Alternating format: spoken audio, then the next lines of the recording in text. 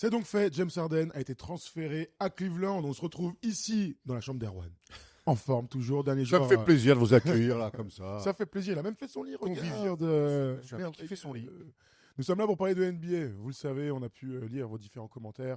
On y reviendra, je pense, dans quelques jours sur nos nouveaux partenaires qui nous aident à produire toutes ces belles émissions. Et c'est aussi pour ce type de partenariat qu'on est capable de vous donner du contenu gratuit. Voilà, c'est important de vous le dire. On va rester quand même sur le basket aujourd'hui parce que le trail était attendu, enfin sur les 48 dernières heures, parce que ça allait très très vite. C'est moi j'ai mis une frappe, une talonnette dans ton lit. Rien de grave, t'inquiète pas. On est là pour parler du trade de James Harden. Putain, c'est chaud. T'imagines, là je tape et là il y a quelqu'un qui sort du lit là. Libérez-moi. Release me. Ah là là, oui, on est en forme, c'est à la fin du séjour et on n'est pas fatigué. Donc, le récap du trade est le suivant, même si vous l'avez tous vu, on le sait. Darius Garland va aux Clippers et James Harden, en échange, va à Cleveland, sachant que c'est les Cavs qui ont ajouté un petit second tour de choix de draft. Pas du tout bien ma phrase, vous m'avez compris. Donc ça veut dire que James Harden a une plus haute valeur que Darius Garland. Intéressant. No shit. Ah bah, Il y a l'âge. il y a un mec de 36 ans, un mec de 26 ans. On peut se poser la question. Rentre en compte. Bon, James Harden a eu ce qu'il voulait. C'est la première chose, la première info. 48 heures, pas de prolongation avec les Clippers. Je veux me barrer, même s'il a dit que non. Et il se retrouve à Cleveland dans une équipe de l'Est qui peut gagner. C'est quand même surprenant, mais comme toujours, James Harden, quand il ne se sent pas bien quelque part, eh ben, il demande à partir et il part. Voilà, ça s'est fait très, très rapidement. Honnêtement, il y a encore 2 jours, 3 jours, personne n'imaginait James Harden partir. On peut refaire un... C'est un même des Clippers, hein. Au sein même des Clippers. Surtout, oui.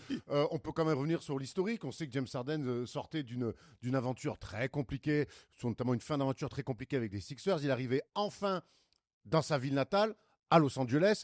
Il y a eu des débuts, on se souvient, un peu compliqués, mais très vite, en fait, il s'est installé comme le joueur qu'il est. Il semblait apaisé. On l'a rarement vu aussi bien dans ses baskets. Quasiment, enfin, aucune histoire hors terrain. Il était très bon. Il était en forme. Il était très bon. Enfin, c'était ouais. le James Harden qu'on adore voir. Et là, bim, badaboum. Alors, c'est une histoire d'oseille, évidemment. N'oublions pas que ces gens-là sont des businessmen. Mais on a quand même surpris. Alors qu'en plus, les Clippers, après un début de saison chaotique, avaient remis quand même le nez à la fenêtre. Et on se disait, bah, tiens, on est curieux de voir cette fin de saison des Clippers, jusqu'où ils peuvent aller avec James Harden et Kawhi Leonard. On ne le saura jamais. Ce qui est sûr, c'est qu'en tout cas, James Harden reste et restera un joueur quelque part instable. C'est sa 5e équipe sur les 4 dernières saisons ou l'inverse. 5e équipe depuis 2020, voilà. Donc en 6 ans. Ce qui est complètement dingue. Mais ça va... Tu sais, parfois on parle de joueurs diva. Bon, bah, on est exactement là-dedans. Si ça me plaît pas, je me barre. D'autres joueurs, je pense à Yanis parce qu'on en a beaucoup parlé ces dernières semaines, même dans les marasmes un peu plus compliqués, ont tendance à essayer d'être un peu plus loyal. Mais James Harden, c'est une autre manière de voir les choses. C'est 2 extrêmes, tu vois. Tout à fait. Oui. On pense à Damien Lillard, par exemple, qui est resté peut-être trop longtemps à un moment du côté de Portland, mais c'est vrai, c'était là, c'est mon équipe, c'est chez moi, très bien. Et là, on imagine que James Harden, dès que ça va pas, dès qu'il y a des fritures sur la ligne, ben en fait, c'est je me barre. Mais on peut remettre aussi dans le contexte que les 3 qu'on a adorés à OKC, le fameux trio qu'on aurait adoré voir pendant 10 ans, le sommeil du Thunder, ont eu le même type de trajectoire. Alors évidemment, Kevin Durant a gagné avec les Warriors, James Harden et Russell Westbrook n'ont jamais été champions, mais leur deuxième moitié de carrière, c'est un enchaînement de projets, des demandes parfois de départ parce qu'ils se sentent mal dans certains environnements. C'est quand même un tronc commun qu'on peut retrouver dans ces 3 mecs. Gros budget déménagement, ouais, pour les 3. Gros budget déménagement. Alors, on n'est pas inquiet pour leurs finances, mais c'est vrai que c'est des mecs qui ont l'habitude de remplir des camtars. Hein. Les Bretons, les déménageurs bretons, j'imagine, ont un partenariat direct avec les... Voilà, d'accord, on va peut-être trouver un partenariat avec les déménageurs bretons. Ça nous... bien sûr. Voilà. C'est basket. Donc, revenons à ce trade, parce que c'est quand même intéressant. Je vous refais vite fait le point salarial. On se rappelle que l'année dernière, les Clippers et James Harden se sont mis d'accord sur 80 millions, grosso merdo, sur 2 ans, avec l'année prochaine une player option. Là, la discussion, c'était, ils voulaient une nouvelle fois avoir 40 millions l'année prochaine et une player option pour l'année d'après. Donc 40 par 40 par 40 par 40. Les Clippers auraient dit non. Alors officiellement, James Harden a dit que c'est pas exactement ce qui s'est passé. Je te lis vite fait cette déclat que ce bon vieux Hyman qui est juste derrière et qui devrait mettre un pantalon aujourd'hui peut-être m'a envoyé. Un pantalon, mec, putain. C'est Ramona. Boss quoi. Ramona Shelburne qui dit je viens juste d'avoir l'opportunité de parler avec James Harden qui deny d'avoir demandé un trade et remercie les Clippers. Je vous dis vite fait ce qu'il a dit. Hein. Dans la vie, ce n'est pas qu'une question de basket. Parfois, les choses ne marchent pas et donc parfois il faut mettre fin à des relations sans se casser du sucre sur le dos.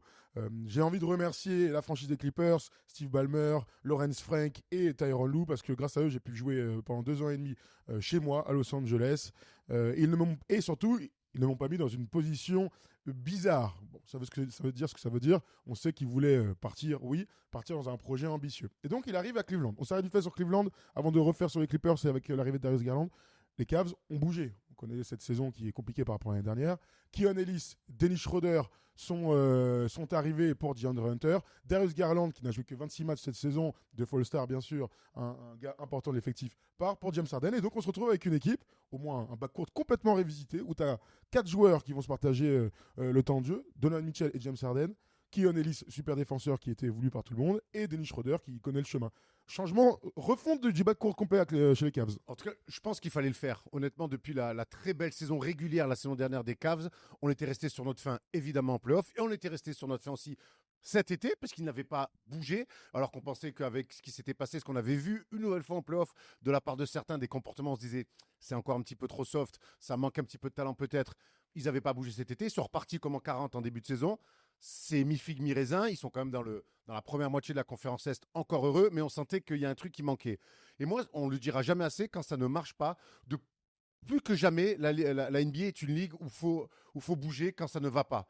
Et finalement, c'est ce qu'ils ont fait. Ils se sont dit, OK, ça ne va pas, on bouge. Et encore une fois, qu'est-ce que le marché me propose ? Hop, le marché me propose James Harden. Ça me fait penser aux Raptors qui, d'un coup, ont vu que sur le marché, il y avait aussi Kawhi Leonard qui était là à un moment donné. Comparer les deux, vraiment ? Non, mais ce que je veux dire, c'est que quand des franchises comme celle-là peuvent se permettre de tenter des coups, il faut le faire. Oui, plutôt que stagner, parce que les Cavs stagnent. Plutôt que stagner, parce qu'aujourd'hui, cette année, les Cavs, pour moi, seraient allés en play-off, se seraient fait sortir en demi-finale de conf, et on aurait dit, qu'est-ce qu'on dit de cette saison des Cavs ? C'est tiède. Là, ils tentent un coup. Est-ce que ça va marcher ? Est-ce que ça va pas marcher ? Tu dis quoi, toi ? T'es plutôt confiant, t'as des doutes ? Parce qu'on parle quand même d'un backcourt sur le papier qui n'est pas ultra complémentaire. Pas du tout complémentaire. Les deux aiment porter la balle. James Harden va certainement pas amener, va pas régler les problèmes défensifs là-dessus. On sait qu'en playoff, il y a toujours un petit peu ce grand point d'interrogation autour de James Harden. On l'a encore vu la saison dernière face aux Nuggets. Maintenant, des fois, quand c'est, il n'y a pas de dispute, ça crie pas, mais c'est pas non plus fantastique. Faut secouer un peu l'arbre. Je trouve que les Cavs, dis-moi ce que tu en penses. Est-ce que les Cavs ont eu raison de le faire ? Moi, je trouve qu'ils se renforcent. Hein. On est d'accord. Je pense qu'ils se renforcent parce que, oui, si tu prends que James Harden, on peut discuter. Non, avec les autres arrivés. J'ai vu une petite stat passer, je crois que c'est Blake qui l'a mis. Il disait que les 2 joueurs avec des net ratings négatifs au sein des Cavs, c'était DeAndre Hunter et Darius Garland cette saison. Alors évidemment avec un nombre de matchs et un rôle parfois complètement différent, mais il n'empêche qu'ils ont bougé pour que l'effectif soit meilleur. On pourrait aussi se projeter sur un sac majeur avec Jalen Tyson qui est en train de gagner sa place, il y a Gene Wade aussi qu'on pourrait installer là, Evan Mobley et Jarrett Allen. Au moment où on parle, il n'y a pas d'autres trades. Vous avez vu que Lonzo Ball aussi est dans les rumeurs de transfert, il ne fait pas l'affaire, il ne fait pas une saison comme Ty Jerome l'année dernière, donc peut-être qu'il y aura un petit changement aussi pour amener la profondeur ou je ne sais pas, quelqu'un sur les ailes. Donc moi j'ai envie de croire qu'ils se sont donné les moyens d'être meilleurs dès cette saison. Par contre, la fenêtre, elle se... Et donc on parle toujours en termes de fenêtre. Alors oui, James Harden, je pense qu'il est meilleur. Comme les Rockets cet été. Ouais, mais ils prennent Kevin Durant dans un effectif qui est plus abouti pour moi et qui a pas une désillusion, des désillusions sur les dernières campagnes de playoff. On peut parler aux fans des Rockets de s'être fait sortir par les Warriors en 7 matchs alors qu'ils avaient l'avantage du terrain. C'est l'évolution. Mais quand tu fais venir Kevin Durant et que tu trades Jalen Green, tu gagnes en talent, mais tu réduis la fenêtre. C'est dans cette idée-là. Tu réduis ta fenêtre. C'est vrai.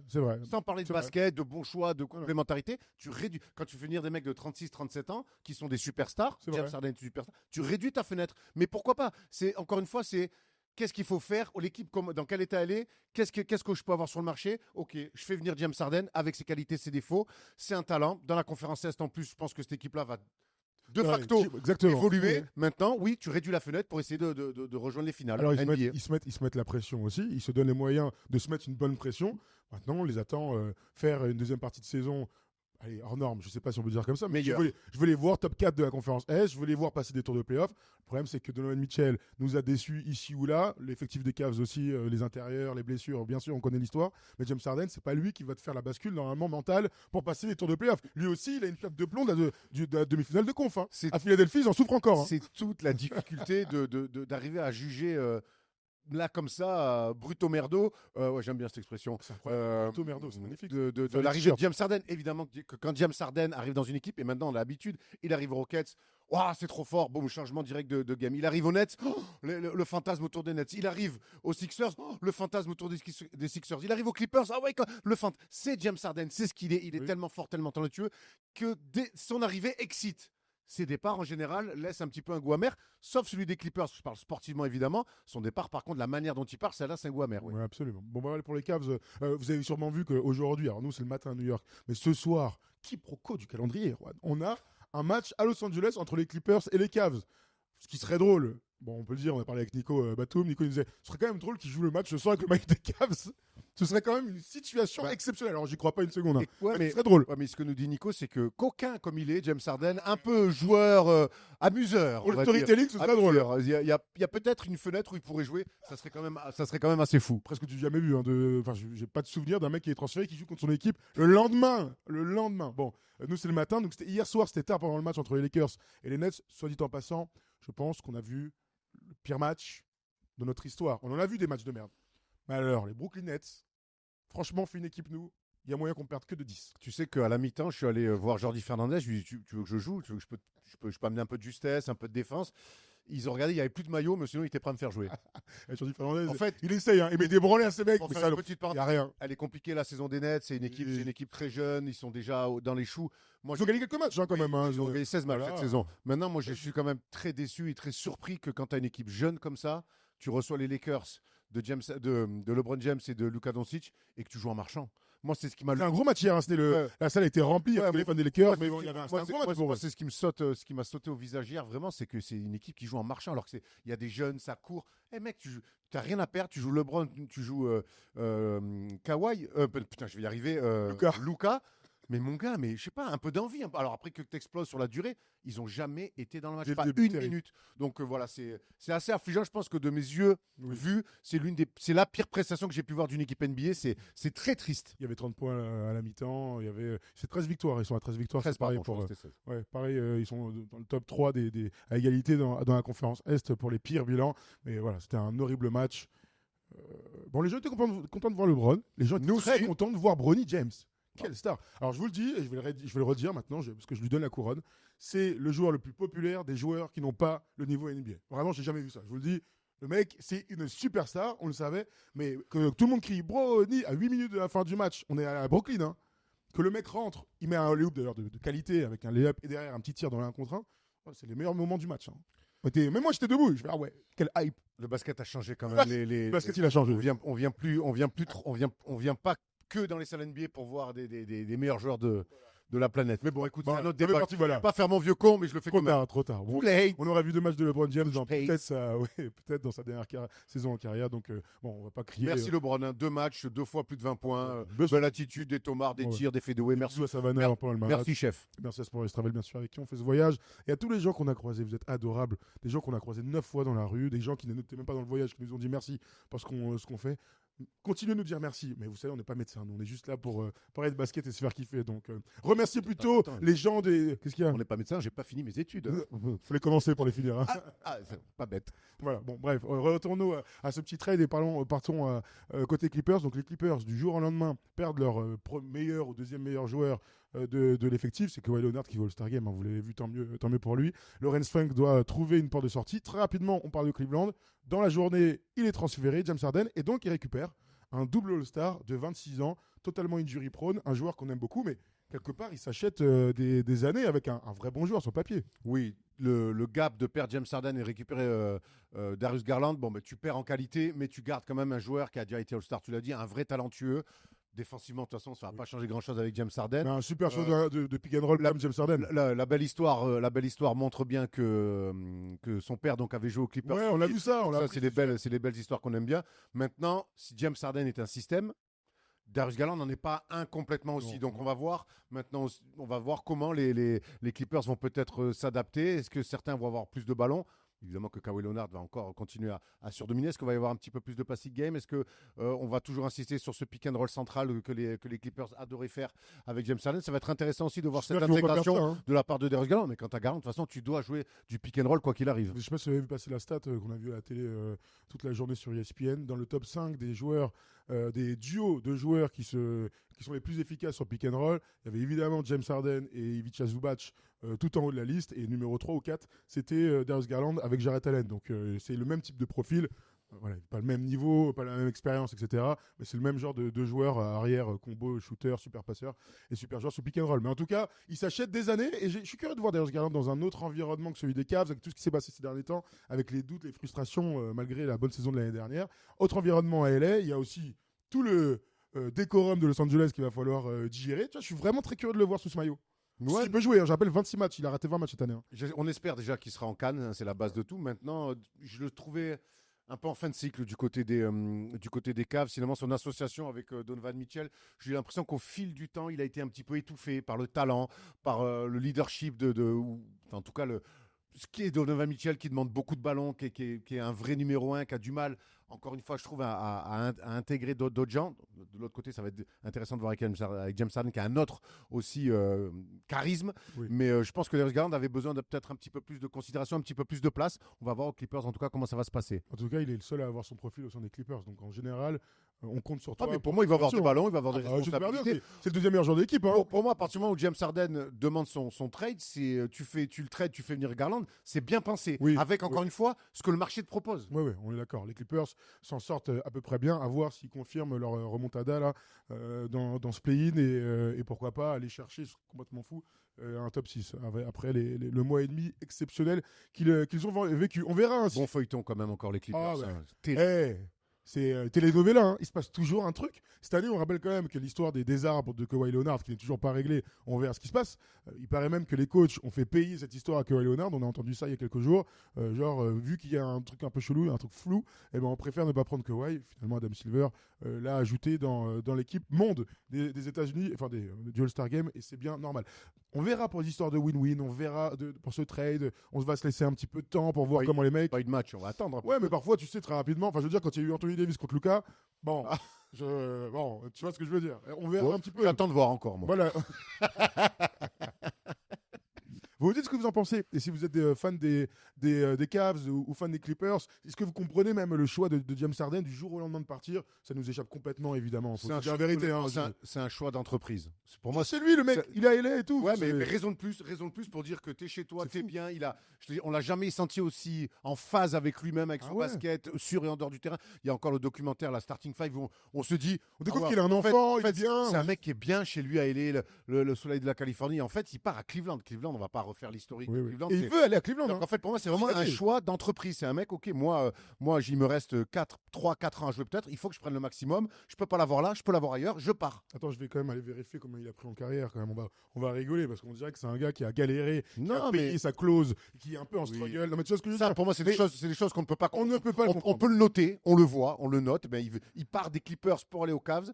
Il reste quand même dans un projet où il va gagner des matchs. C'est quand même important. Ça m'aurait vraiment fait chier de le voir dans un projet naze. Mais donc ça va être intéressant. Puis de voir s'il amène une vraie bascule, un vrai plus à cette équipe-là. Quand je dis un vrai plus, dans l'immédiat, ça va être un vrai plus. Mais un vrai plus, c'est de les amener à minimum en finale de conf pour les faire progresser. Alors je cherche cette petite stat. Il faut de l'argent. Carrière, earnings, on va rigoler quand même. Ça, il n'y a pas de doute. Hein. Tu dis combien là ? Bon, vraiment, à vue de nez, là, tu dis combien ? Je sais pas, 270, 280. Ayman, tu dis combien ? Combien ça, là, à vue de nez ? C'est quoi ça ? 600 millions ici, tu dis quoi, toi ? C'est juste prix 500 millions. C'est Jérémy qui est le plus près avec 411 millions de dollars. C'est vrai qu'à 40 millions de dollars, la saison, plutôt que d'être chez toi, au soleil, où tout le monde te chouaille, t'es là, privilégiez le cadre de votre vie plutôt que l'oseille. Mais surtout quand vous en avez gagné beaucoup avant. Et oui, Erwan. C'est un conseil que je donne à mes gars. Mais c'est pour ça que je te dis que c'est un choix d'entrepreneur, d'entreprise, un choix purement professionnel. Tout à fait. Et on verra. On verra si ça paye pour lui. On souhaite en tout cas aux Cavs d'aller dans ce cycle-là en finale de conférence, en finale NBA pour voir ce qu'ils ont dans le ventre. Dernière question, Erwan, est-ce que ça les replace dans le chapeau 1 avec Détroit, New York, de la conférence Est. Très dur à dire quand on l'a pas vu jouer, mais oui, par le talent, parce que James Harden, Cleveland doit retrouver la place que aurait dû être la sienne déjà cette saison. Tu me dis top 3, top 4, je dis top 3 moi. Oui, top minimum. 3. Top 3 minimum à l'Est. Ouais, donc Détroit, New York, et qui on peut mettre qui d'autre Non, voilà, c'est tout, hein, on dit qui d'autre, c'est tout. Boston. Boston, Qui a fait, donc allez, top 4, voilà. qui a chapeau. fait venir le Voilà. coach aussi. En tout cas, je vois des équipes à l'Est Ouais. qui bougent, qui tentent des choses, qui essaient de se renforcer, qui montent leur ambition.